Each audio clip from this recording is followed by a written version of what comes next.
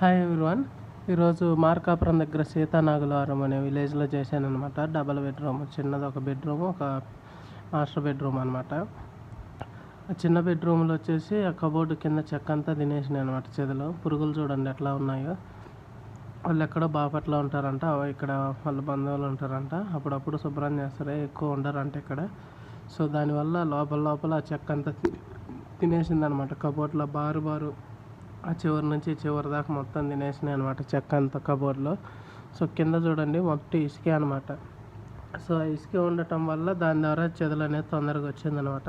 Plastering చేసేటప్పుడు సరిగ్గా చేయకపోవడం వల్ల ఆ ఇసుకలో నుంచి ఆ చెక్కకు పురుగు వచ్చేసి అట్లా తినటం మొదలుపెట్టి మొత్తం అంతా ఇలా ఆ రూమ్ అంతా స్ప్రెడ్ అయిందనమాట చెదలు. ఆ రూమ్ దాలబందరాలకి ఆ కబోర్డు ఫ్రేమ్లకి వచ్చిందనమాట కింద పక్క వరకు మొత్తం. So please subscribe.